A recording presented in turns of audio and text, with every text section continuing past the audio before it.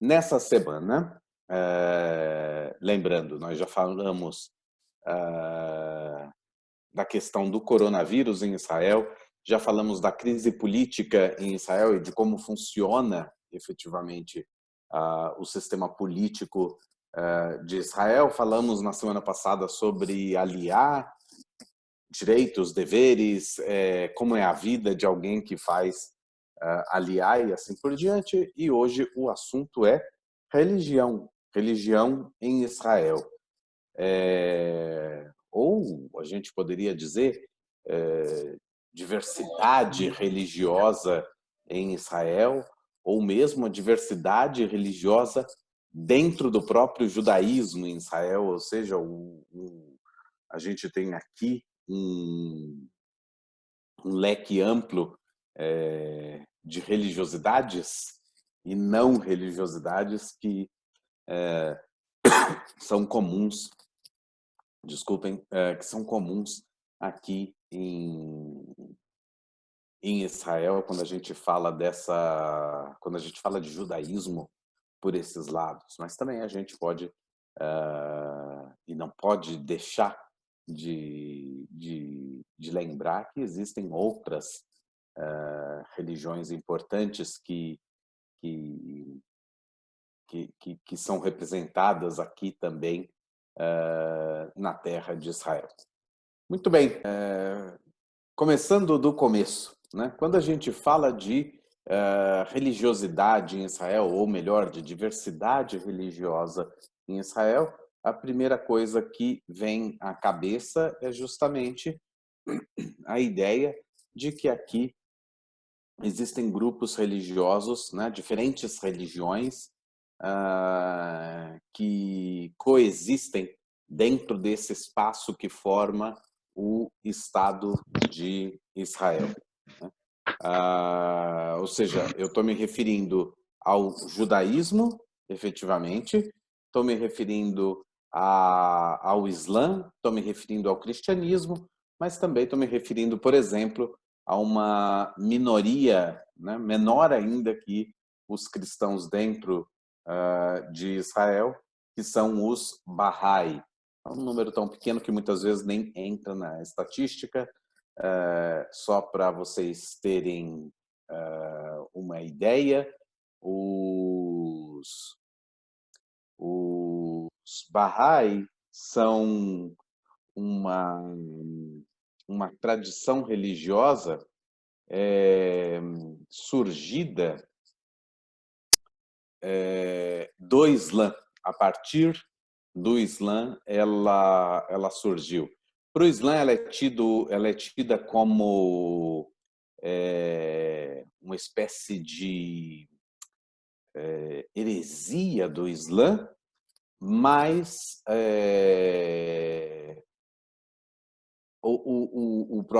a própria fé Bahá'í, obviamente, não se entende dessa forma. E o livro sagrado deles é o Alcorão também. E existe uma curiosidade.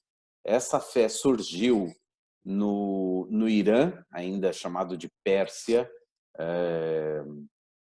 no final do século XIX, começo do século XX,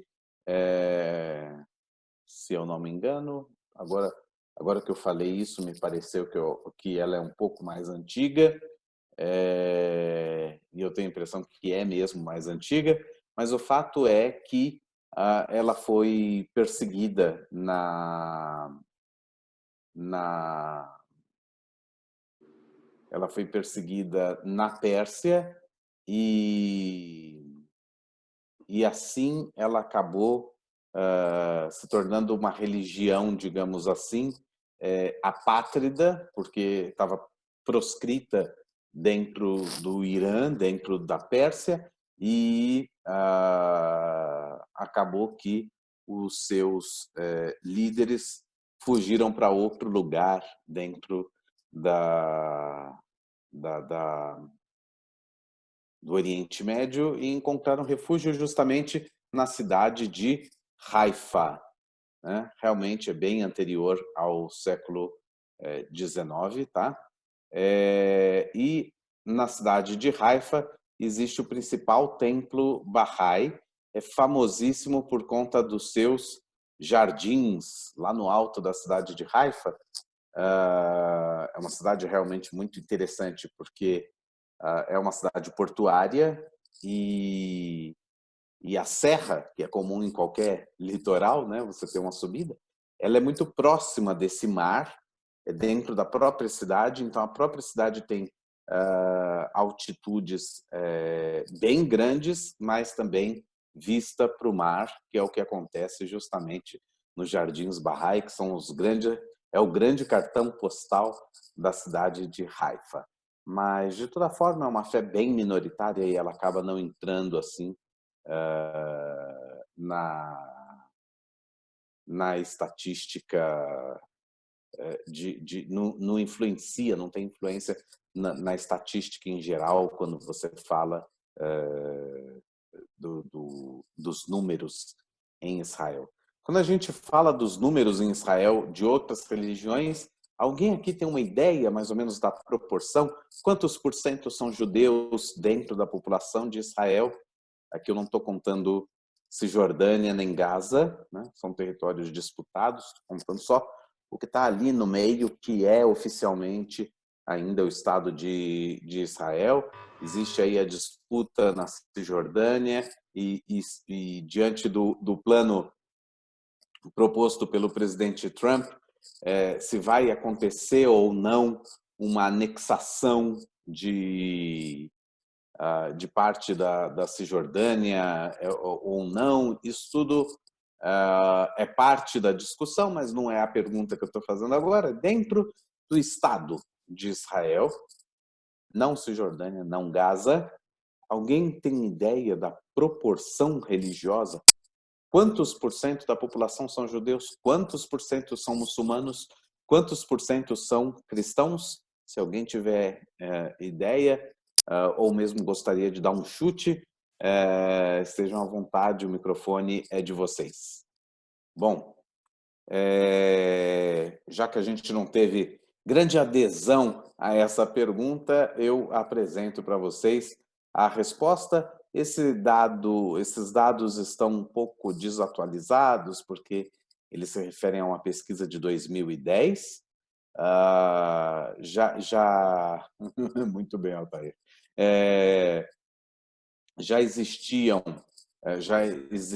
outras pesquisas, os números não mudaram tanto, eu achei melhor a gente manter aí a mesma ideia do que eu já tinha preparado antes da demografia religiosa em Israel. Então, hoje, a gente tem cerca de 75% da população israelense é judia, 21% da população israelense é muçulmana, 4% da população israelense é cristã ou outras. No outras inclui-se Bahá'í, inclui-se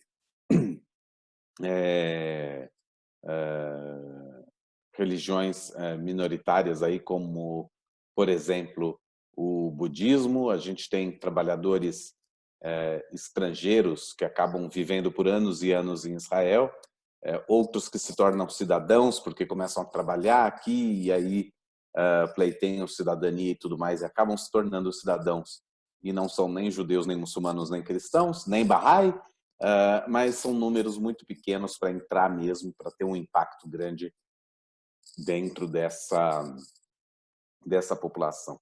Até muito pouco tempo atrás era comum se dizer algo como 80% de judeus, 18% de muçulmanos, 2% de cristãos. São números muito perto um do outro, né? Mas a variação tem sido mais ou menos essa nos últimos anos mesmo. Então, lembrando... Oi? Quando você fala cristãos, você fala católicos, evangélicos, tem mais alguma variação? Está incluído aqui todas as variações de cristianismo. A gente fala cristãos em geral, mas a maioria dos cristãos em Israel são cristãos nascidos aqui. né? E, portanto, são ligados à Igreja Ortodoxa, à Igreja Maronita ou à Igreja Melquita, que são as igrejas aqui da região Síria, Líbano, Jordânia, Israel, Palestina. Muitos são católicos romanos, protestantes evangélicos são um número menor. A maioria dos protestantes e evangélicos que tem por aqui não necessariamente são cidadãos. Então, muitas vezes você tem aqui igrejas evangélicas, por exemplo, que têm templos aqui e que mantêm grupos de missionários vivendo aqui. Então, as pessoas vivem por 2 anos por aqui e depois vai se trocando os missionários, ou seja, não estamos nos referindo a cidadãos, então eles não entram para a demografia religiosa, né? A gente está falando aqui mesmo de cidadãos que possuem tal identidade. E nesse sentido, a gente tem cidades em Israel que são praticamente cidades árabes, e geralmente dentro das cidades árabes você tem a maioria muçulmana e uma minoria cristã. Existe uma ou outra cidade de número muito grande de cristãos e menor de muçulmanos. Isso tudo derivado da época pré-Estado, da época mesmo do Império Turco, mesmo antes do mandato britânico, em que os grupos religiosos acabavam se agrupando em diferentes regiões e viviam mais ou menos juntos, né? Mas a maioria das cidades israelenses tem alguma proporção de maioria judaica, minoria árabe, dentro dessa minoria árabe, muçulmanos ou cristãos. Bom, é isso. E algumas cidades em Israel, sobretudo depois da criação do Estado, ou cidades fundadas depois da criação do Estado, acabaram por serem cidades novas, né? Cidades que não existiam antes e foram erguidas no meio do território, construídas do zero, acabaram sendo cidades de 100% de judeus. Algumas dessas cidades já não têm mais 100% de judeus, porque é natural dentro de um Estado que se vê como Estado laico, né, e democrático, é natural que exista também essa flutuação populacional. Então, de repente, muçulmanos começam a mudar para um lado, de repente, judeus vão para outro lado e assim por diante. Então, essa demografia acaba sendo um pouco flutuante, mas é importante entender também na totalidade do Estado. Até aqui, alguma pergunta? Alguma dúvida?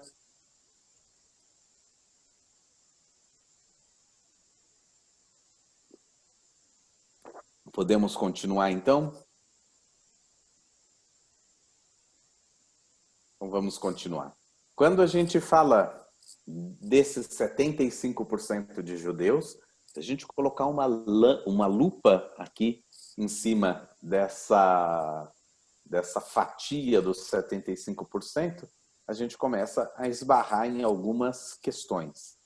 A principal questão é o quem é judeu, que esbarra um pouco em coisas que a gente conversou na semana passada, né? Esbarra em coisas que a gente conversou na aula sobre política, porque essas coisas estão interligadas. A gente, quando a estatística fala 75% de judeus, ela está incluindo as pessoas que se identificam com o judaísmo e não se identificam nem com o Islã, nem com o cristianismo. Mas quando a gente vai olhar para percepção, por exemplo, do que o Rabinato Central de Israel, que é ortodoxo e está na mão de de Haredim hoje, não necessariamente anti-sionistas, mas na mão de ultra-ortodoxos, obviamente que esse número é menor. Por que que isso acontece? Alguém tem alguma ideia? Que às vezes pode até ser surpresa para algumas pessoas. Mas, desse número aqui, de 75% de judeus, dentro da sociedade geral, uma parcela aproximadamente de 20% dessa população é ou egressa da antiga União Soviética, né? Ou é gente recém-chegada da Rússia e de outros países ali que compunham antigamente a União Soviética. E por que que isso é relevante? Alguém tem ideia do porquê que é relevante dizer que 20% dessa população é de origem russa e por que que eu estou levantando isso nesse momento aqui? Alguém tem ideia?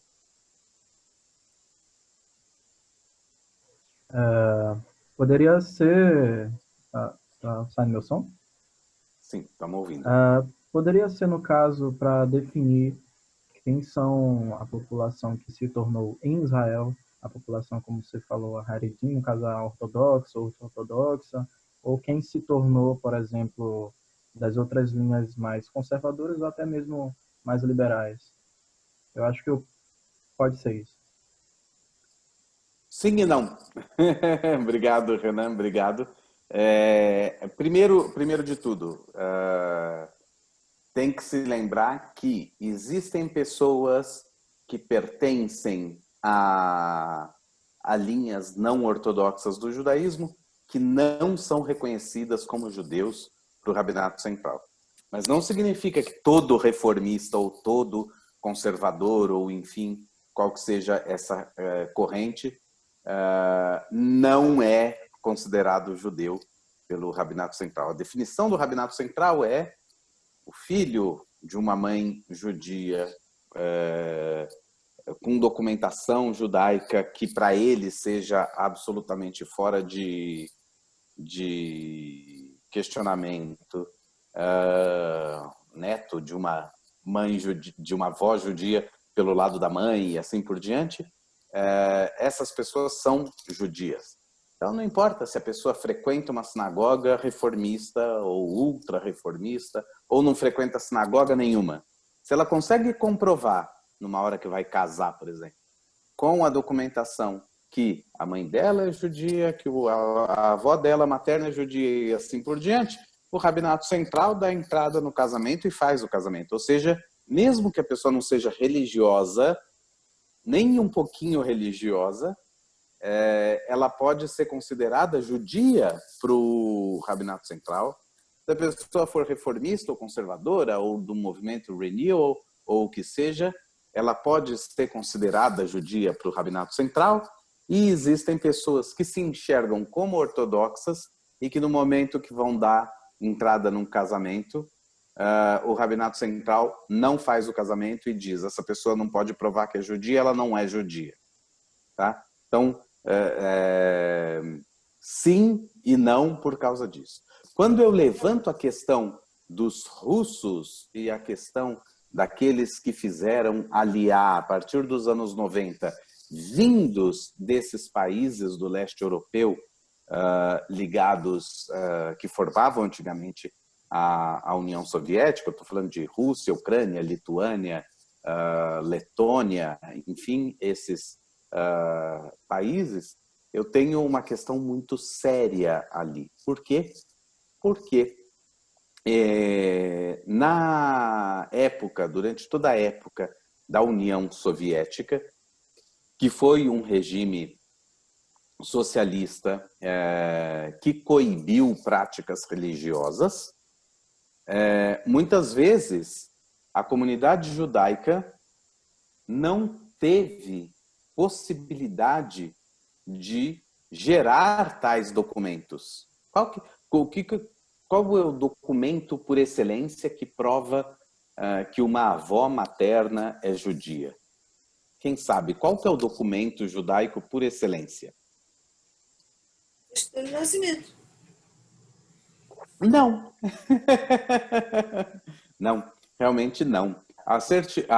O documento por excelência, quando a gente está falando de judaísmo, não documento civil, a gente está falando de um documento importantíssimo, que ele é tão importante que o nome dele em hebraico é documento, que é a Ketubá. Todo mundo sabe o que é uma Ketubá?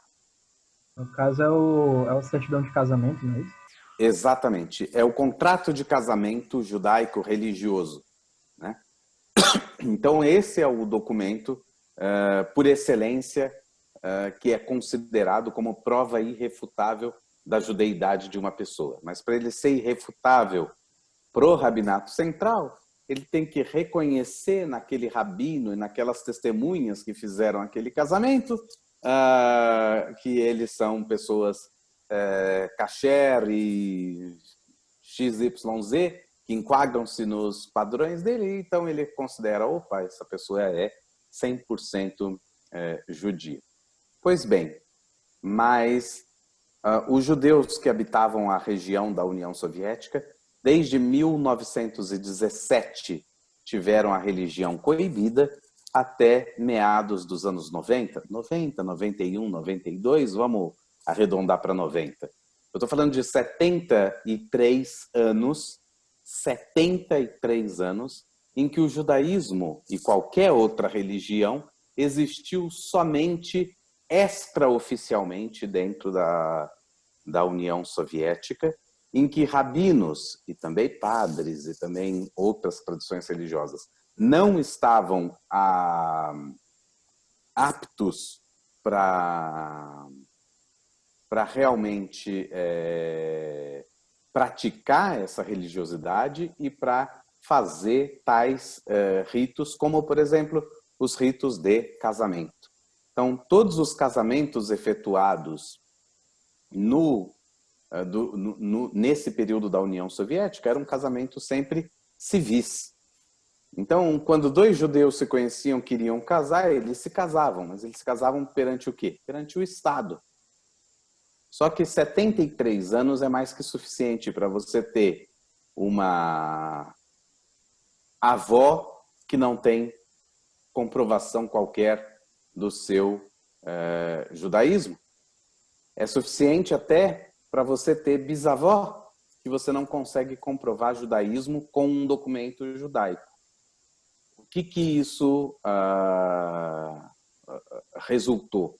Resultou numa massa enorme de pessoas que fez aliar, porque conseguiam comprovar civilmente uma ligação com o judaísmo.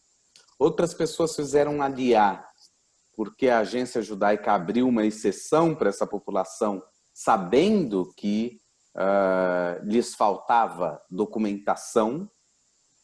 Abriu uma exceção e aceitou a imigração a partir da autodeclaração. Então, muita gente simplesmente não tinha como comprovar e declarou: eu sou descendente de judeus, e Israel aceitou isso para fins de imigração. Só que você teve, não é a totalidade dessa população, mas é a maior parte absoluta dessa população, que não consegue comprovar judaicamente, religiosamente, a sua judeidade. Né? E isso forma parte, ou aproximadamente, uma fatia de outros 20% da população. Então, quando a gente olha para esses 75% de judeus desse slide, a gente tem que ter em mente que pro rabinato central é por volta de 55% de judeus, 20% de, eles chamam de Zera Israel, ou seja, de descendentes de judeus, mas não judeus, 21% muçulmanos, 4% cristãos e outros. outros, tá? Isso no olhar do Rabinato Central.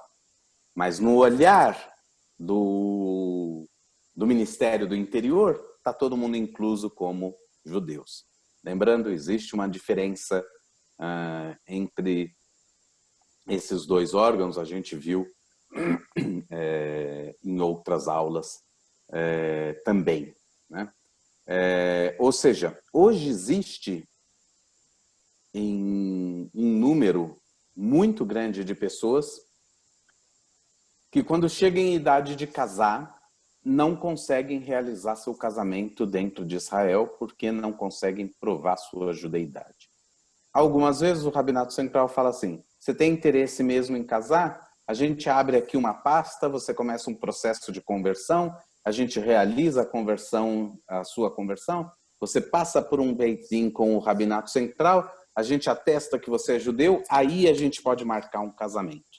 Isso às vezes acontece com um casal, não só com uma pessoa. Às vezes acontece com o casal inteiro embarca nessa. Muitas vezes o casal fala: tá bom, vamos fazer isso, sabe? Já que essa exigência a gente faz. Outras vezes é parte só, é um dos cônjuges que precisam passar por isso, e muitas vezes existe aqui uma tensão. Só fala: eu sempre me vi como judeu, ou sempre me vi como judia. Nunca vivi outra experiência e de repente você está me falando que eu não sou, e aí eu vou me converter para algo que eu já sou, e isso não faz sentido. Então existem tensões, muita gente não faz essa conversão, e existe um outro problema. Há cerca de 10 anos, o Rabinato Central começou a pesquisar, a partir dos divórcios que aconteciam, começou a pesquisar pessoas que tinham se convertido ao judaísmo e acabaram casando, né? E quando foram se divorciar e chegaram para frente do Rabinato, diante do Rabinato Central para apresentar o divórcio, os rabinos notam o quê? Que aquele casal não é um casal ortodoxo. É um casal laico. E o Rabinato Central começou a declarar que aquelas conversões não tinham sido válidas e começou a cancelar conversões retroativamente, o que tem um outro impacto fortíssimo. Muitas vezes são casais que já tinham filhos e que, de repente, os filhos viraram não-judeus da noite para o dia, porque os pais foram considerados, ou a mãe foi considerada não-judia de uma hora para outra ou retroativamente. Então, esse também é uma outra questão gravíssima da religiosidade em Israel, né? E como existe um monopólio sobre os casamentos, aqui não tem casamento civil em Israel, só existe casamento religioso. Então, e o casamento religioso que existe, leia-se, casamento ortodoxo pelo Rabinato Central.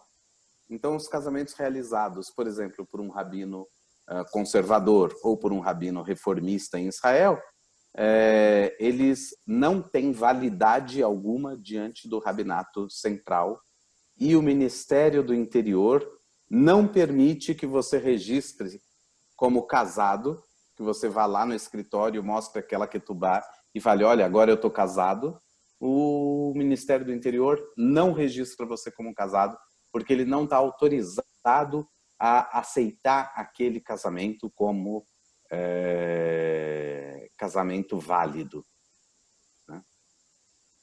E por isso, mais aceita-se qualquer casamento civil ou religioso de qualquer corrente feita no exterior, feita fora de Israel. Então, tem pessoas que viajam para outro país e fazem um casamento civil, por exemplo, viajam para o Chipre e fazem um casamento civil lá, aí voltam para Israel e tem um documento: ó, eu sou casado agora. Aí o Ministério do Interior registra você como casado. Ou se você é um israelense que entra nessa estatística do Rabinato Central, que você não é judeu, por algum motivo você foi viajar a trabalho e ficou morando, sei lá, 5, 6 anos no Brasil, e conheceu uma judia brasileira e se casou numa comunidade não, não ortodoxa no Brasil. E aí você e essa esposa resolvem voltar para Israel e tudo mais. Ele pode se registrar como casados? Pode, sem problema nenhum. Mas não é todo mundo que simplesmente vai falar assim, tô pensando em casar, o Rabinato Central não deixa, então eu vou ali viajar para um outro país e fazer um casamento no exterior. Não é assim, né? Quando você fala de casamento, você quer levar a família toda, você tem uma porção de convidados e tudo mais, e é irreal pensar que todo mundo vai viajar para outro país para realizar um casamento fora do país só para poder registrar como casado. Então, na prática, muita gente já não se registra mais como casados em Israel e tudo isso tem sido um problema. Tá? Por isso é importante levantar a questão dessa população russa. Não é exclusivamente sobre os russos que se recai. Por quê? Porque existem aqueles que conseguem comprovar a judaidade, mas o grosso, quando a gente fala dessa população que não consegue hoje casar pelo Rabinato Central, a gente está falando da maioria absoluta, está dentro dessa população. E existem aqueles outros, né? Gente que se converteu fora do país, enfim, outras tantas situações. A própria lei de Aliá, a gente viu na semana passada, que inclui todo aquele que tem pelo menos um dos 4 avós como judeu. Se esse um dos 4 avós é o avô paterno, né? Ou seja, nem seu pai é judeu, sua mãe não é judia e você não é judeu, mas você tem direito a aliar. Então você se torna cidadão do país e não é judeu. Existe também esse número, e não necessariamente ligado à população russa. Mas quando você coloca num gráfico a população toda que não pode casar diante do Rabinato Central, é um número próximo, maior que 90% dessa população que não se pode casar em Israel. Dos que não podem se casar em Israel, mais de 90% deles são russos ou de países, ou descendentes de gente de Olim, de países que formavam a antiga União Soviética. Tá? Até aqui, alguma pergunta, alguma dúvida, alguma coisa que não ficou clara, alguma outra observação que queira ser feita?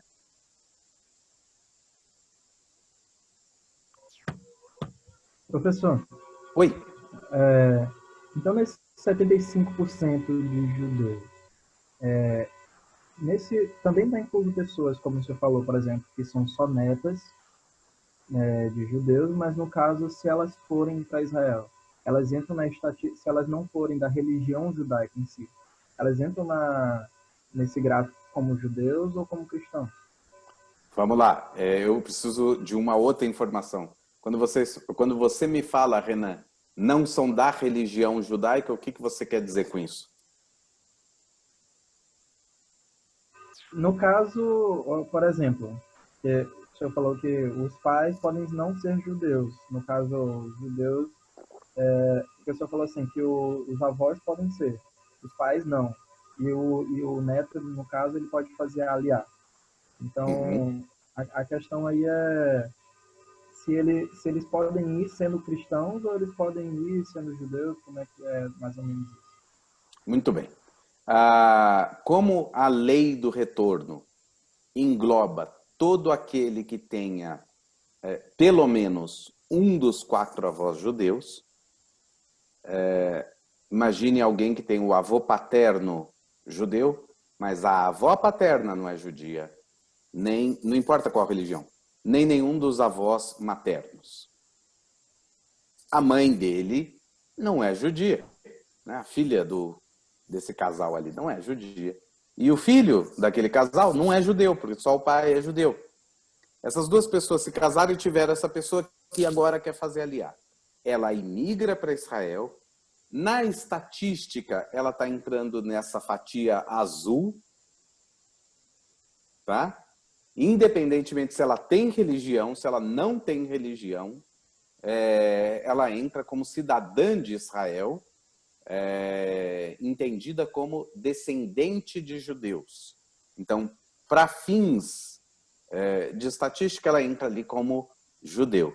Só que lá no Ministério do Interior, quando a pessoa tem direito de pedir do Ministério do Interior todo o detalhamento do seu registro, ele vai descobrir que lá vai estar escrito assim: Leom, nação, Yehudi, judeu, Dat, religião, asterisco. Não tem. Ele é sem religião. É registrado como sem religião, mas da nação judaica, né? Porque ele é descendente de judeus. Então, ele entra aqui nessa estatística. Por isso que eu digo, são duas estatísticas diferentes. Se você quer dizer quem é judeu do ponto de vista da Halahá, o número é completamente diferente.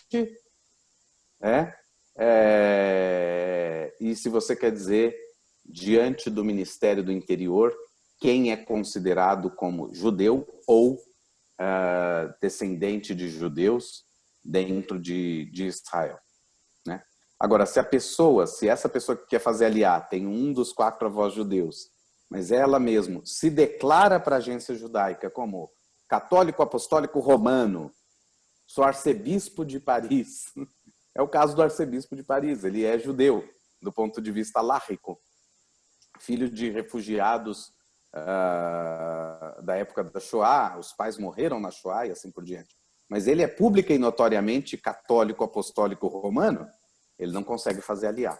O Ministério do Interior não dá cidadania para pessoa que, mesmo comprovadamente judia, se ela abandonou o judaísmo e abraçou outra religião, e isso é comprovado, ela não consegue fazer aliar. Agora, tem pessoas que simplesmente não declaram isso para a agência judaica. Existem pessoas que são católicas e fazem aliar e nunca falam isso para a agência judaica, recebem a cidadania e vivem por aqui. Como é que aparece lá no Ministério do Interior? Leom, Yehudi, nação judaica, religião, asteriscos. Então tem esse problema também, essa questão do registro interno dentro do Ministério do Interior. Muito bem. Oi? Eu posso conseguir a cidadania sem ser pela agência judaica e sem o protocolo de aliar? Muito bem. Existe imigração para Israel fora aliar? Existe. Tá? Processo como acontece em qualquer outro país, processos de naturalização. Mas são muito mais difíceis, é um processo muito mais complexo. Em geral, está ligado a pessoas que conseguem algum emprego aqui, um visto de trabalho permanente e depois de tanto tempo permanecendo no país, aplica para uma naturalização. Acontece muitas vezes com desportistas. Existe no Maccabi Tel Aviv, se eu não me engano, uma das maiores estrelas do basquete do Maccabi Tel Aviv é um brasileiro que não é judeu, não tem qualquer ligação com o judaísmo, simplesmente ele era muito bom. O olheiro do Maccabi viu o cara jogando e falou: eu vou contratar esse cara. Fez a proposta, ele aceitou aquela coisa, ele veio morar aqui, ele mora em Tel Aviv até hoje e depois de alguns anos ele decidiu que ele queria permanecer aqui. Ele gostava do país, vivia aqui, trabalhava aqui, não tinha por que ir embora e deu início ao seu processo de naturalização israelense e hoje ele é cidadão israelense, mas é um número muito menor. A maioria das pessoas que se aplicam para a cidadania israelense, nascidas em outros países, faz por via da aliá, ou como a gente pode chamar, da imigração judaica. Muito bem, mais alguma pergunta? Mas, Crispim, o resumo é: o filho fez o... Muito bem. Então, vamos continuar, com essa questão. Eu estou falando tudo isso para mostrar para vocês que existe, então, uma diversidade religiosa que não é só, tem judeus, muçulmanos e cristãos. Existe uma diversidade dentro do próprio judaísmo e é sobre ela que a gente vai se focar. E essa diversidade não é só corrente religiosa, não é só que tem ortodoxos, conservadores e reformistas, ou seja, conservadores, ortodoxos e liberais. Oi? Eu mexi uma coisa aqui sem querer, desculpa, e eu tirei o compartilhamento da sua tela. Daqui a pouco eu vou voltar para lá. Tá bom. Obrigado. Então, quando a gente olha com a lupa naqueles 75%, a gente vai perceber que existe um arco-íris ali de cores, né? E aqui, os dados que foram coletados na pesquisa em 2010 acabou trazendo um total de 5 grupos, que é um total muito... São 5 definições que não necessariamente representam a totalidade, porque existe uma dificuldade de encaixar um e outro grupo, tá? Aqui a gente lê que existem 42% da população, ou melhor, 42% daqueles 75%, que aqui eu só estou olhando para dentro dos 75% do slide anterior, tá? Eu estou olhando só para esses 75%, deles, 42% são seculares, né? Hilonim, a gente diz em hebraico. O que são os Hilonim? As pessoas que não praticam a religiosidade. E olha, de novo, aqui pode ser uma pessoa que os pais casaram na sinagoga, os avós casaram na sinagoga, bisavós casaram, ela tem toda a documentação. Se ela quiser apresentar para o Rabinato Central, ela é vista como judia para o Rabinato Central. Mas essa pessoa não tem o menor interesse de seguir o judaísmo, não segue o judaísmo, não participa de coisa alguma. Por quê? Porque não acredita, porque isso, porque aquilo outro. Enfim, ela se define como secular. Vamos fazer um paralelo. É mais ou menos aquilo que existe no Brasil, quando alguém fala que é católico e a pergunta em seguida é: mas é praticante ou não praticante? Né? Existe uma multidão no Brasil que se define como católica e passa anos e anos e anos da vida sem nunca ter ido numa missa. Que foi na missa da primeira comunhão e não se lembra mais. Depois casou na igreja e nunca mais pisou dentro de uma igreja, só quando ia no casamento dos amigos. Existem essas pessoas dentro do Brasil, né? E é a maioria absoluta dos católicos. Da mesma forma, dentro de Israel, a maioria dos chamados judeus, ou dos que se enquadram na lista de judeus, 42% diz: não, eu sou secular, eu sou não praticante, eu não sou religioso, ou simplesmente eu não sou praticante, né? Eu sou Hiloni.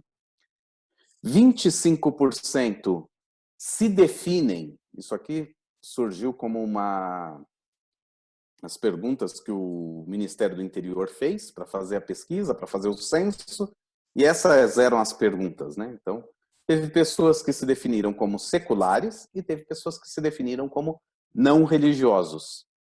E aqui a gente tem um problema. Não parece que é a mesma coisa, seculares e não religiosos, né? O que acontece aqui é que não religiosos, muitas vezes o secular, ele é secular, mas ele não tem nenhuma oposição à religião. Ele não é antirreligioso. E existem aqueles que são laicos, que são antirreligiosos. Eles não querem ver um religioso judeu nem pintado de ouro, né? por conta de tudo que a gente falou também na aula sobre política e tudo mais, muitas vezes pela questão da ingerência de grupos ortodoxos dentro do governo, por questões políticas mesmo de improbidade da administração da coisa pública nas mãos de ortodoxos, então a pessoa tem uma aversão a esses grupos religiosos e se define como não religioso. Mas é óbvio que não é 25% dessa população que se vê assim. O que acontece é que aqui, nessa fatia dos 25, estão aqueles 20 que eu falei antes. São aqueles que são entendidos como não judeus para o Rabinato Central. Então, apesar de eles estarem nos 75% de judeus para o Ministério do Interior, eles estão na lista do Rabinato Central como não judeus. Então, se enquadra aí. De toda forma, somando os 42 com os 25, a gente tem aí uns bons 67% da população judaica que é secular ou não religiosa, ou seja, 77% que não estão nem aí para prática religiosa. 67% que nunca pisaram numa sinagoga, ou talvez até tenham pisado por outros motivos, mas não é uma pessoa que pratica a religião, que a religião faz parte do dia a dia dela. Tá? 13% se definiu como tradicionalistas. E o que é tradicionalista? A palavra em hebraico é masorti. E quem se define geralmente como masorti em Israel? Alguém tem alguma ideia? Gostaria de falar?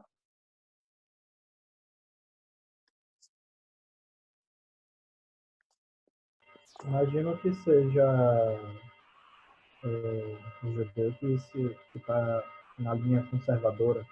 E só um comentário, se eu puder fazer, sobre o que a gente estava falando sobre, no caso dessa porcentagem de não religioso, aí também está incluso aqueles que se definem no judaísmo reconstrutivista, ou não? Vamos lá. Muito bem. De novo, a pesquisa ela é como um censo, certo?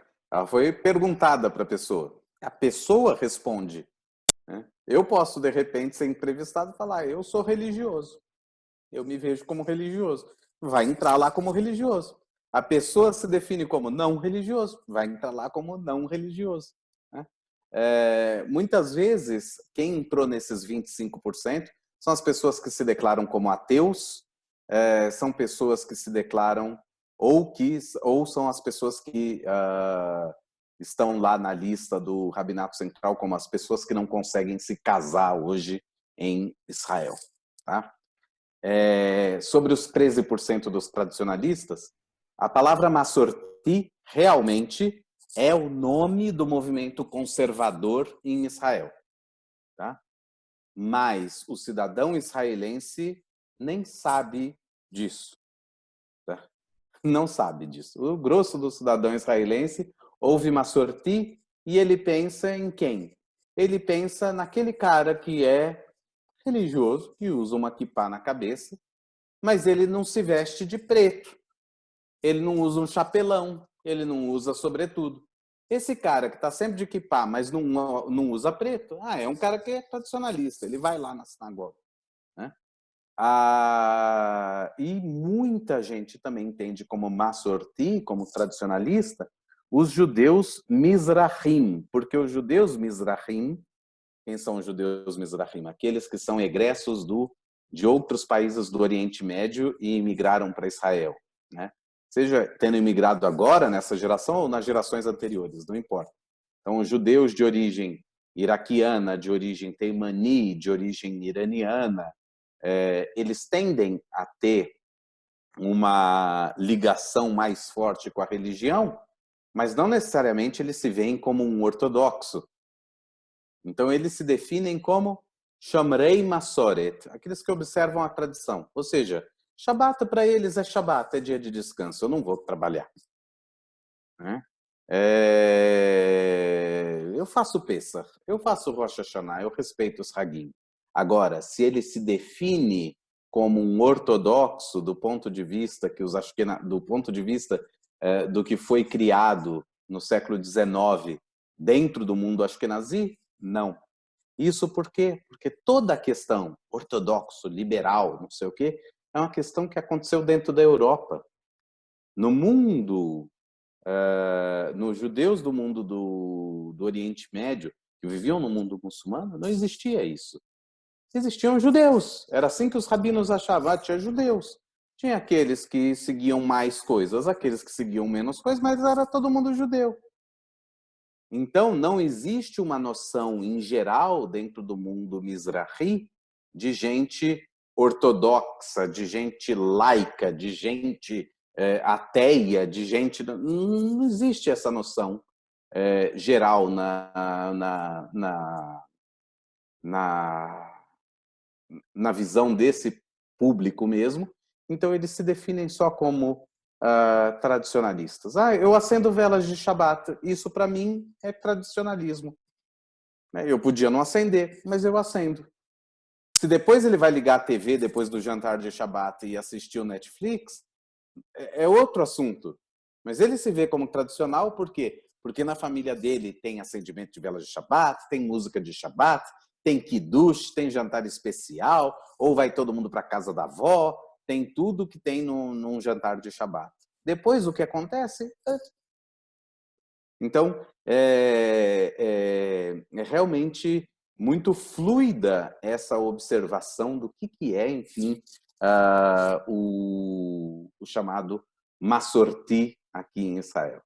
Quando o judaísmo conservador, quando o movimento conservative, que aqui em Israel se chamava de Tnuá Conservativit, quando os conservativim em Israel quiseram dar um nome realmente em hebraico, adotaram a palavra Massorti e chamaram o movimento de Massorti, de um lado porque representava mais ou menos a visão do que o judaísmo conservador se via, como o judaísmo que se moderniza para manter viva a tradição judaica, então é tradicionalista, e também com o objetivo de tentar abocanhar esse grupo todo que se denominava como Massorti, como tradicionalista. As pessoas que falavam, eu sou observante da tradição, o movimento conservador achou que essas pessoas iriam automaticamente se identificar com esse judaísmo massortico, esse judaísmo conservador, e fosse ingressar nessas sinagogas. Mas não, na prática não, por duas questões majoritárias. Tá? A primeira delas é, nesse movimento massorti conservativo, existe a questão do igualitarismo, homens e mulheres subindo a Torá. A mulher é exatamente igual no sentido ritual ao homem. Tem ordenação feminina e rabinas são ordenadas. Para esse público, isso tudo é um absurdo, porque eles são tradicionalistas. Rabino é rabino. Mulher não sobe a Torá. Não importa que eu fumo o meu cigarro na sexta-feira à noite e assisto Netflix durante o Shabat. Eu me vejo como tradicionalista, mas não é uma questão alárrica, é uma questão da tradição. Ou seja, se nas minhas gerações anteriores nunca existiu nenhuma rabina, não é agora que eu vou frequentar uma sinagoga com rabina. Se nas gerações anteriores nenhuma mulher subiu a Torá, não é agora que eu vou começar a frequentar uma sinagoga que mulher sobe a Torá. Então ele é ortodoxo? Não, ele não se vê como ortodoxo. Mas ele acha que a tradição judaica não é essa de ter rabina e mulher subindo a Torá. Então eles acabaram não ingressando para esse judaísmo conservador que se chamou de Massorti.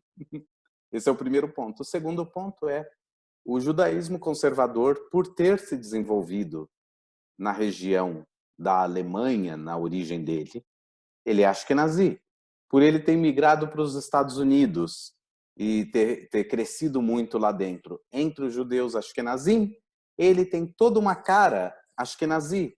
O rito, o sidur, é ashkenazi. esses Masortim de Israel, essas pessoas que se veem como tradicionalistas, mas que são ligadas a uma tradição sefaradi, quando eles vão numa sinagoga ashkenazi, eles não se sentem pertencentes àquela reza. A reza ocorre numa ordem diferente, melodias diferentes,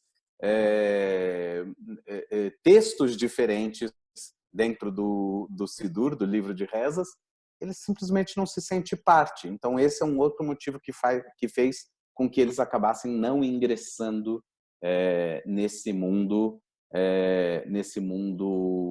do movimento conservador barra Masorti. Então, é uma palavra que acaba confundindo muita gente por aqui. 12% simplesmente se denominam de religiosos,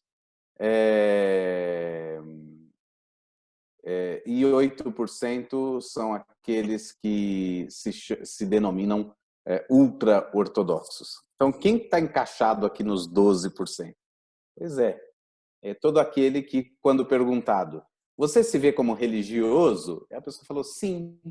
E isso é um problema, porque se percebe que aqui não tem seculares, não religiosos, tradicionalistas, ortodoxos e haredim. Não, está como religioso. Esse é um outro problema dentro da sociedade israelense, que a pessoa não entende que existem formas diferentes de ser religioso. Se você se define como religioso, significa que você é ortodoxo. Não existe isso, ortodoxo, conservador e tal. Por quê? Porque esses movimentos são minoritários dentro de Israel e ainda não conseguiram ter um impacto tal sobre a sociedade, seja numérica, seja numericamente, seja aparecendo na TV, no rádio, no jornal, portanto, não existe uma percepção geral do público israelense, da população israelense, que existem diferentes tipos de religiosos. Para eles, a única diferença é até aquele que se veste preto e aquele que não se veste preto. Fora isso, diferença zero. Então, não existe a percepção de que existe uma diferença na abordagem em relação à halakha, né, em relação à lei judaica, por exemplo. Né? Então, muitas vezes, isso se reflete nas perguntas que são feitas, quando se formulam as perguntas do censo, e essa ideia está reproduzida ali. Então, a pergunta acaba sendo complicada. E aí eu te pergunto, na hora que o censo bate na porta de alguém que é super comprometido com a sua sinagoga reformista, atuante, vai todo Shabat e tal, a pergunta é, você é secular, não religioso, tradicionalista, religioso ou haredi? É muito possível que ele responda ou tradicionalista ou religioso. Porque do ponto de vista dele, ele só se encaixa ali. Ele não vai dizer que ele é secular. Agora, para o ortodoxo, obviamente o cara que é reformista é secular. Ou seja, por mais que isso aqui dê uma ideia da realidade da diversidade que existe dentro dos judaísmos de Israel, ele não é exatamente acurado, porque as definições não são boas aqui. E enquanto não se incluir nessas perguntas o nome dos movimentos, você se vê como reformista, você se vê como conservador, você se vê como reconstrucionista, você se vê como renewal, você se vê como ortodoxo, você se vê como Hasid, você se vê como Haredi, você se vê como Sefaradi, Haredi ou como Sefaradi tradicionalista. Enquanto não tiver esse tipo de perguntas, o número realmente vai ficar meio incerto. E por que não tem essas perguntas? Aí é a chave da questão. Porque existe um lobby dentro do Rabinato Central e, como a gente conversou na aula sobre política, dos partidos ortodoxos, que não querem justamente que exista esses nomes. Porque se você criar as perguntas com esses nomes, você está reconhecendo a existência desses grupos e a legitimidade desses grupos como grupos judaicos. E o que eles querem é apagar a existência. E por isso não usam o termo ortodoxo, usam o termo religioso, que é um termo solto no ar. E que é um termo que é utilizado no Brasil assim. É muito comum pessoas que frequentam sinagogas, que são ativos em sinagogas não ortodoxas, que falam, eu tenho um primo que é religioso, e você fala, não é possível que eu estou ouvindo isso de uma pessoa que frequenta a sinagoga toda sexta, todo sábado, que é atuante dentro da comunidade, e ele acha que religioso é só aquele que veste a capa preta, é só aquela mulher que usa peruca e aquele homem que usa chapéu. Não é possível que isso aconteça, mas acontece, né? E essa nomenclatura é problemática, mas ela existe em várias religiões. Por exemplo, quando no Brasil se começou a chamar protestantes e evangélicos, isso já lá nos anos 40, começou a chamar essas pessoas de crentes. Eles se denominaram crentes. E, de repente, estava toda a população católica falando, o fulano agora é crente. Ué, por quê? Quando ele era católico, ele não acreditava em nada? A palavra crente, ela meramente diz aquele que acredita. Então, todo aquele que segue religião, seja muçulmano, umbandista, budista, judeu, ele é crente, se ele acredita. Mas se utilizou a palavra de uma forma que ela se referia unicamente ao grupo protestante evangélico no Brasil. E, de repente, um católico que ia toda a missa falava que o fulano dele o amigo dele era crente. Se é que eu posso falar, Oi. tenho muito contato com essas pessoas e eu posso dizer que o termo crente, eu tenho quase certeza que veio exatamente da questão quando a pessoa se converte à religião protestante evangélica e aí ela fala que você crê que apenas Jesus é seu Senhor e Salvador. Então, vem exatamente daí, essa questão do crente. Acho que Exato. vem desse termo. Exato. Mas aí o que acontece? Na percepção linguística, dá a impressão que só essas pessoas são crentes. Daí vem aquela questão de como é? Crente até o diabo é. Exato. Exato, como diz o ditado popular. É a mesma coisa que de você chamar religioso. E aí, de repente, você inclui pessoas que você não quer incluir e exclui pessoas que você quer excluir. E tudo isso passa a ser realmente uma questão complexa dentro da sociedade israelense. Agora fica mais complexo quando a gente vai ver essa outra pergunta que apareceu no censo, que parece um contrassenso sobre a crença judaica em Israel. Crença. De um lado, 65% dizem que acreditam em Deus e 35% se dizem ateus. Quando a pergunta é, você comemora o Pêssar?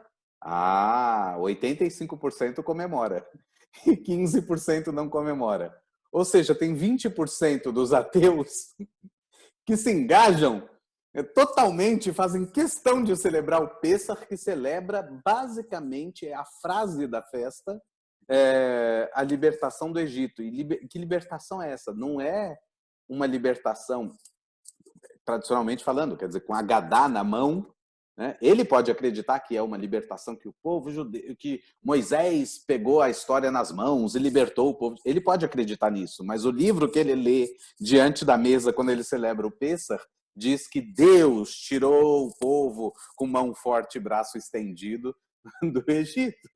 Mas mesmo assim ele não vai se sentir, ou até ele problematiza isso, mas ele está na mesa do Pêssar.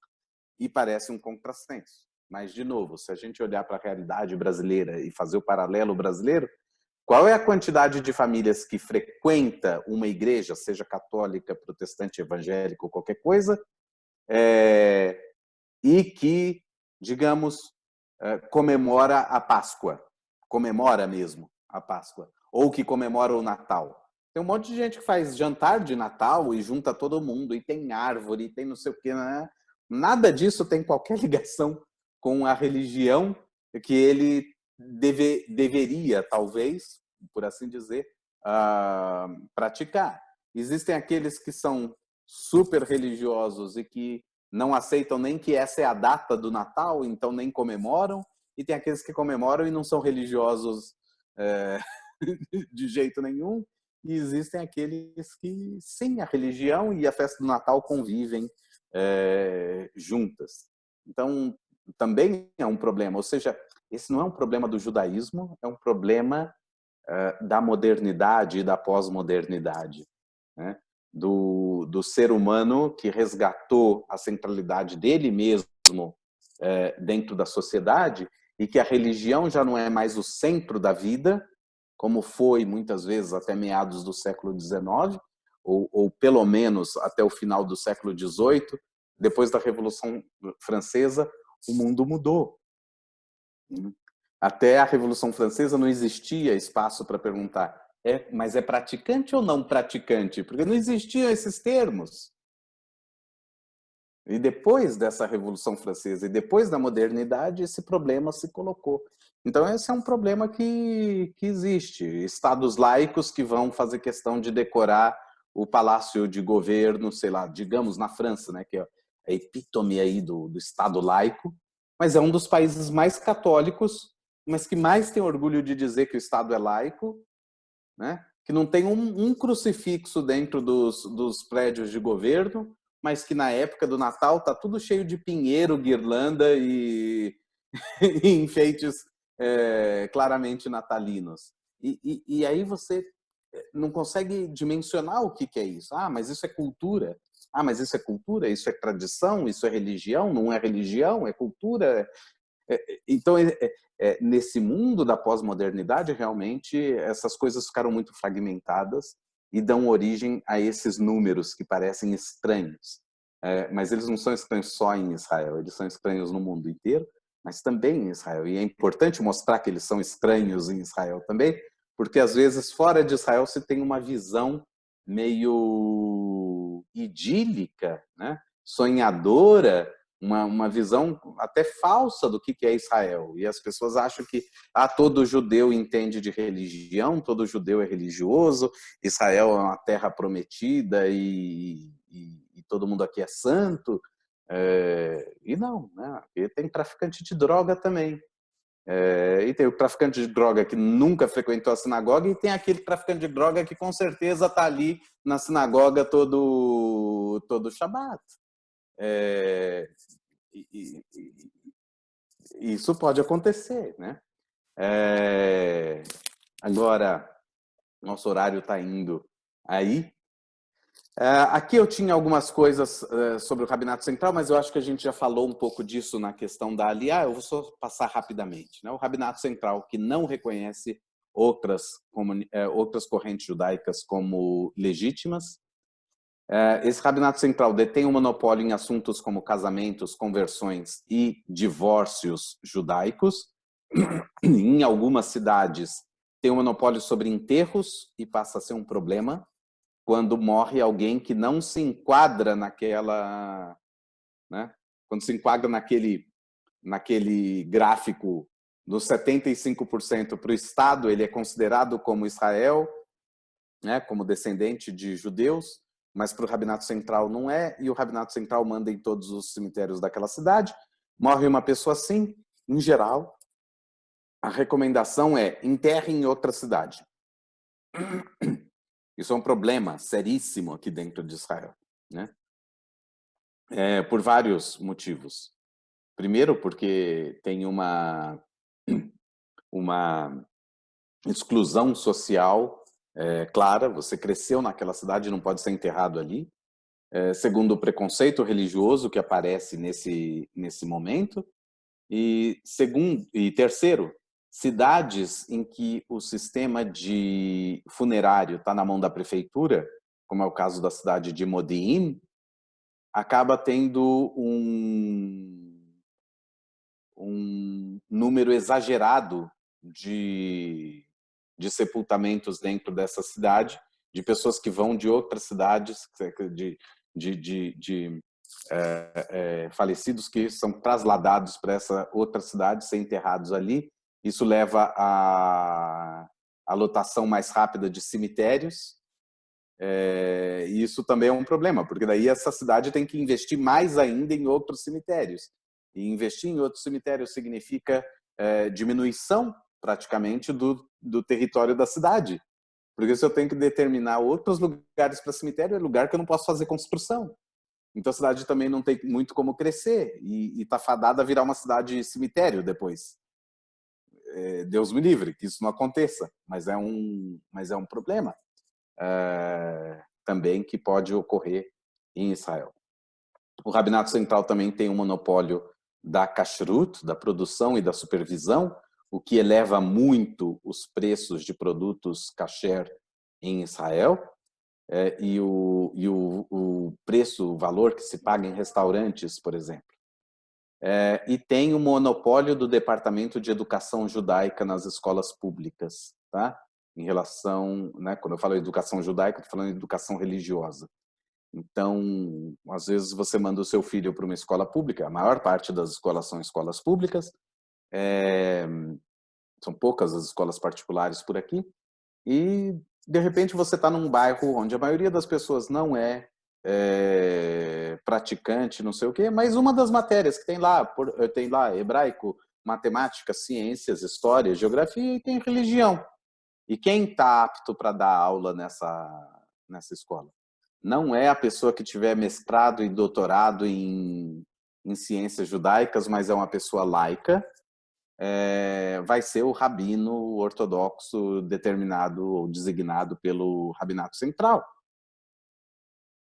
O que causa uma discrepância, porque muitas vezes essas pessoas crescem como laicas, mas sabem Mishnah e trechos do Talmud de cor e sabem discutir tudo isso, mas nada disso interessa para eles. E só corrobora também, em última análise, por ter essa experiência de uma religião que é imposta sobre você, só corrobora essa percepção de muitos israelenses de que a religião é algo necessariamente impositivo e, portanto, ruim. É uma religião que não te permite escolha, é uma religião que te proíbe disso, daquilo, e uma religião que exige de você uma coisa que você no seu dia a dia não vive. Então isso só colabora para o crescimento do número dos tais Hilonim, dos não religiosos e assim por diante. Então, e esses grupos ficam cada vez mais avessos a essa religião, o que torna também a atuação dos judaísmos não ortodoxos difícil demais nessas comunidades.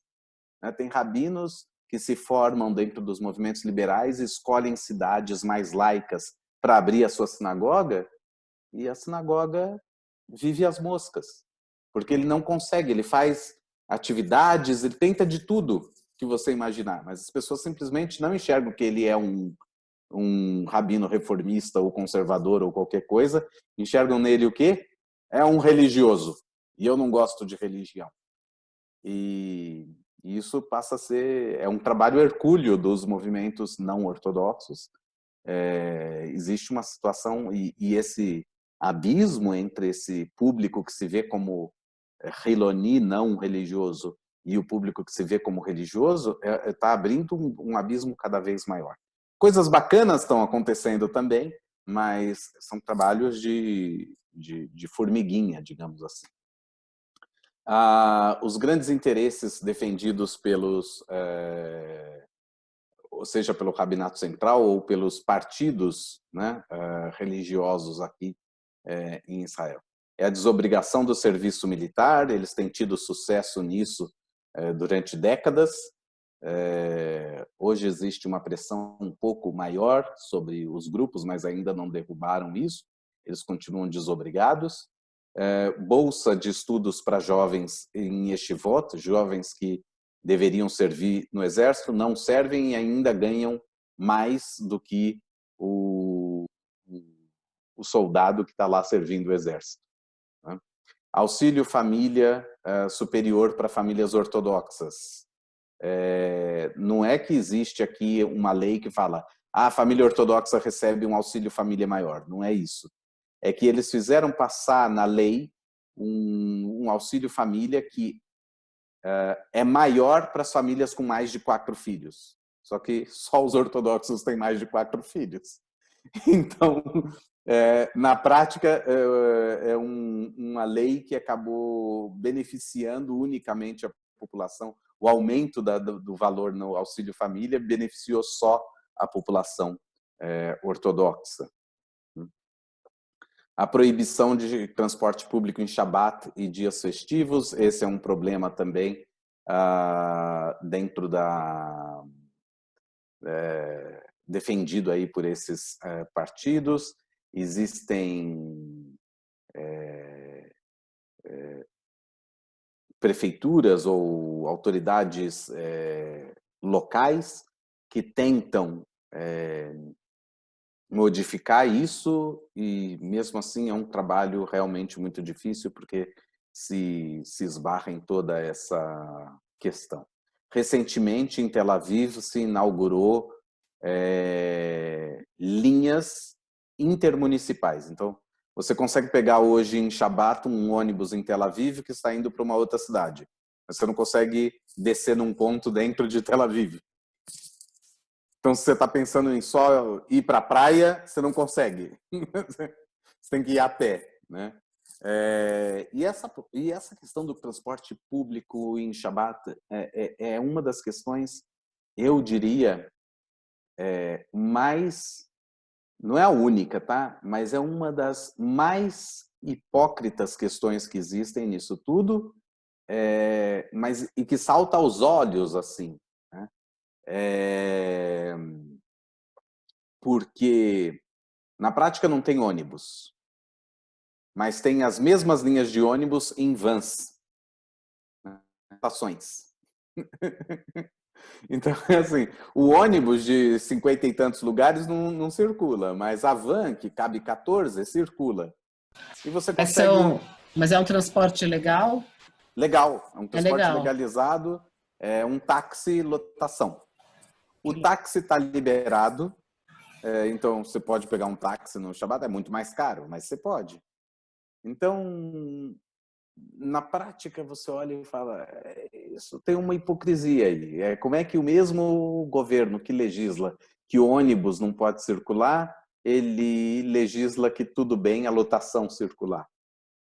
Com os ônibus, os partidos religiosos se opõem, mas com as vans particulares, táxis, lotações, não tem problema nenhum. Realmente deixa a gente com a pulga atrás da orelha, tentando entender, então, qual que é o problema de criar linhas municipais de ônibus. Na prática, não, ou não tem nada, ou mantém-se, diminui-se a circulação, enfim. Não é porque vai ter ônibus circulando que que uma pessoa que é shomer Shabat e que não usa ônibus no Shabat vai começar a usar. Não existe. A pessoa que não usa ônibus no Shabat não vai usar. Tendo ônibus ou não, ele simplesmente não vai entrar no ônibus. Achar que ter o transporte público vai fazer com que aquelas pessoas que atualmente observam o Shabat na forma ortodoxa e não pegam ônibus no Shabat, vão começar a pegar. É claro que não. Você não vai entrar no ônibus no Shabat e vai ver lá um cara de chapéu, sobretudo e tudo. Não vai. Ele não vai estar indo para a sinagoga de ônibus. Não existe essa possibilidade disso acontecer, né? E lembrando, se você tem uma maioria laica dentro do seu país, e se o Estado é laico e se o Estado é democrático, então, onde fica toda essa ingerência e por que toda essa ingerência de grupos minoritários religiosos dentro do governo, né? Então, isso também é importante. E nosso tempo está indo, mas só para a gente entender como foi que aqui, num pé só mesmo, como diria o Hillel, como foi que o rabinato central se tornou monopólio ortodoxo? É preciso voltar um pouquinho na história israelense e entender a seguinte questão. Quando o sionismo surgiu, deixa eu achar aqui, cadê? Quando o sionismo surgiu, ele sofreu uma grande oposição dos grupos religiosos, tá? Dos grupos religiosos em geral aqui. Estou usando o termo da forma que ele deve ser usado. Ou seja, de um lado, a ortodoxia surgida ali no século XIX, a reforma, eu estou me referindo a esses novos movimentos religiosos que surgiram na Europa, ortodoxia, conservadora e reforma, e o sionismo surgiu no final do século XIX. Os ortodoxos disseram que era um absurdo ser sionista, porque não cabe ao povo judeu ir lá construir um Estado, tem que esperar que o Mashiach chegue. Quando o Mashiach chegar, quando o Mashiach vier, ele vai construir um Estado e todos os judeus vão para lá. Então eu me oponho. O que aconteceu com os reformistas? Se opuseram. Aí você vai falar, como assim? Se opuseram. Porque uma das bandeiras da reforma no século XIX era da total integração do judeu ao país onde ele morava.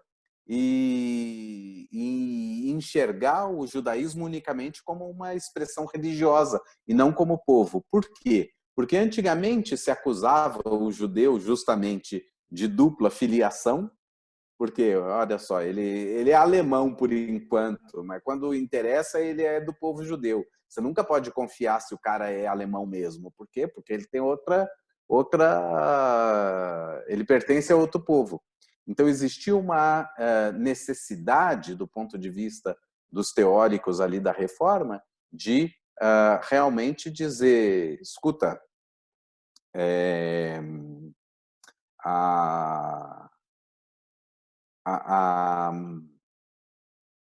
nós somos alemães, digamos assim, de religião judaica, como tem o alemão de religião católica, o alemão de religião protestante e assim por diante. Se eles apoiassem o sionismo, eles iam apoiar o quê? A criação do Estado judaico.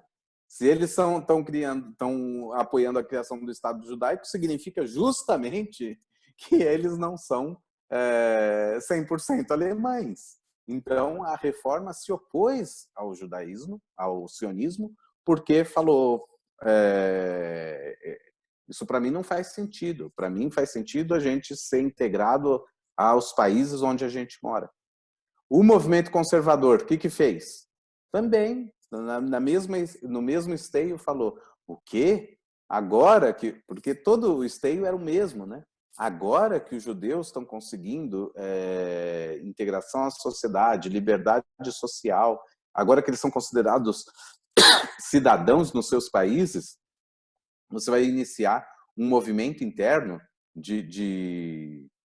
não digo separatismo, mas de apoio à criação do Estado. Então, a primeira reação dos grupos religiosos em geral foi negar o sionismo, até que apareceu o chamado Rav Kook, que era um rabino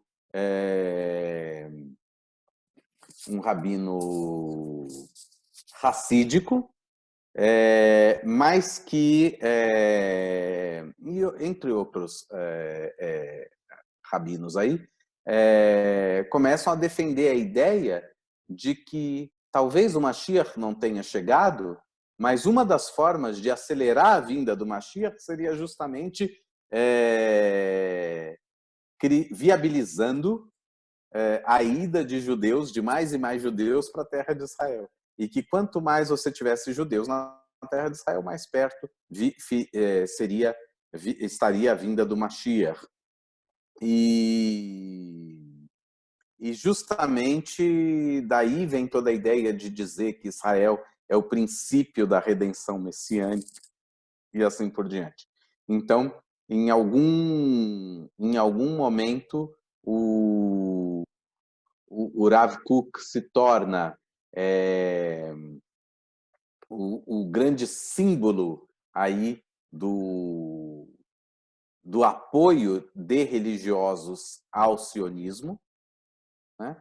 Em 1904, ele migra para Israel, para a terra de Israel, e ocupa o cargo de rabino-chefe em Yafo, e esse é o mesmo ano da fundação de Tel Aviv, salvo engano, talvez não.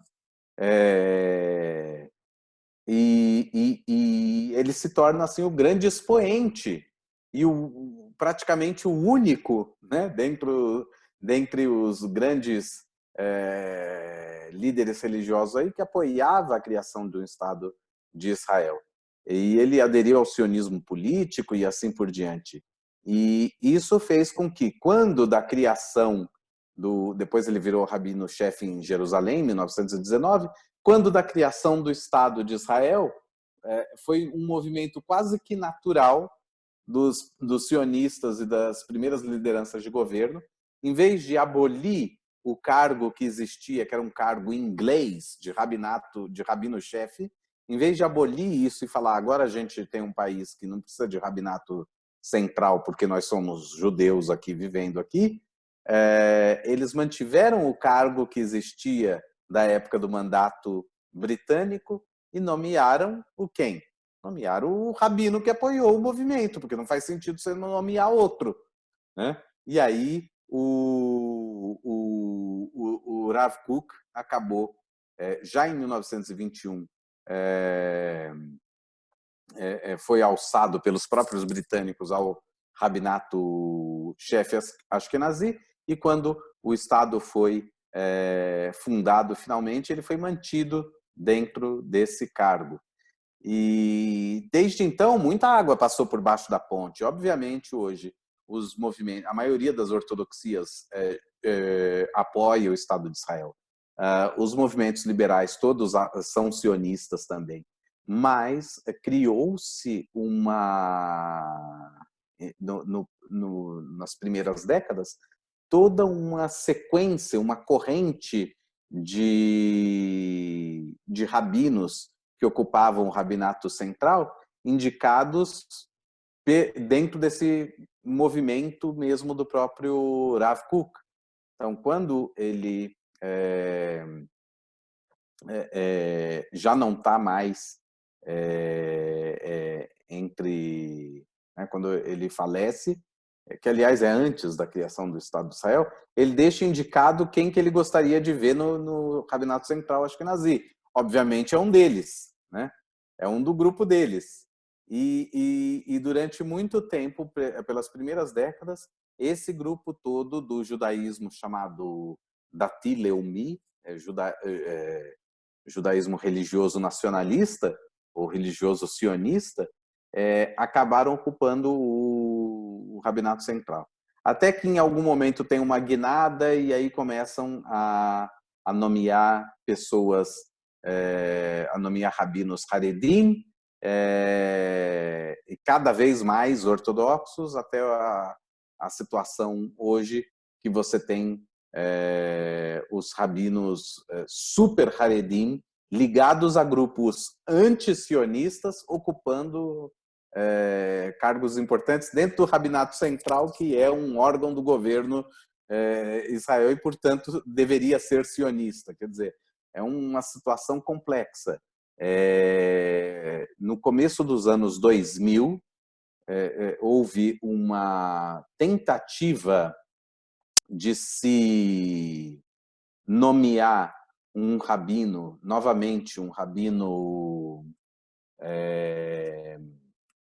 ligado a Tzionut Datita, ligado ao sionismo religioso, e o principal cotado era o rabino Shlomo Riskin.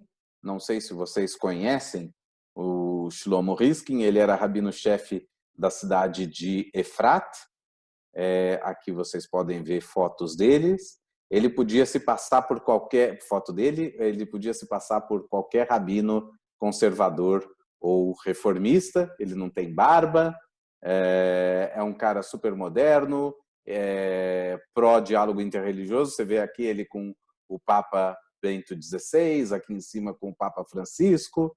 É uma figura que tem mestrado e doutorado, ele tem posições muito progressistas em relação à religiosidade, é um dos caras assim da ortodoxia moderna fantásticos. Existia todo um movimento que buscava voltar a esse track, né? esse caminho, já temos que terminar aqui, esse caminho do sionismo religioso, mas obviamente a pressão dos partidos religiosos diante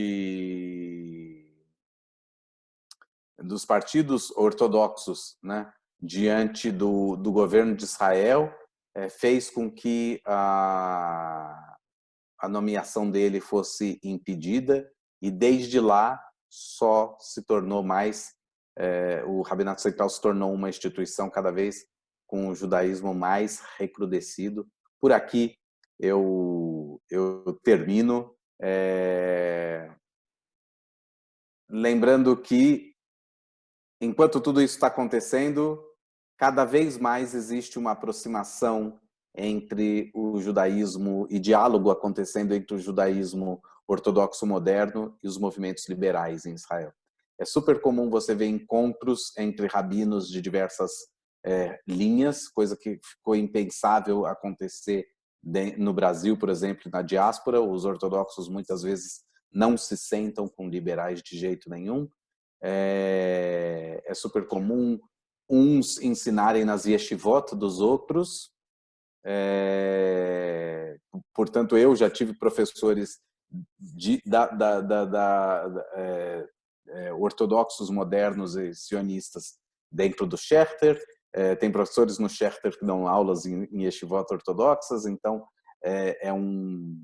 existe um campo, uma coisa interessante acontecendo, que é uma união frente a essa crescente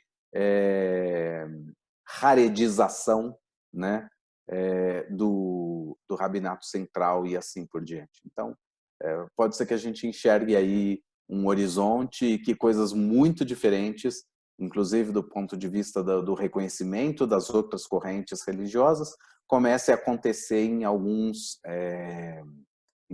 anos ainda em Israel. Mas para isso é muito necessário que a gente consiga coalizões políticas que não incluam os partidos ortodoxos. Porque enquanto isso continuar acontecendo, eles ainda vão ter uma ingerência muito grande dentro do governo.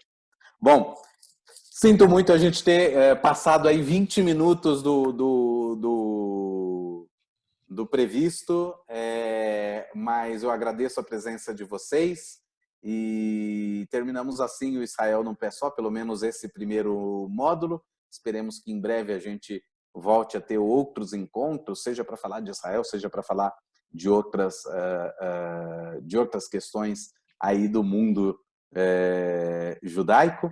E Shabbat Shalom, fiquem com Deus e até a próxima, até o nosso próximo encontro. Um grande abraço.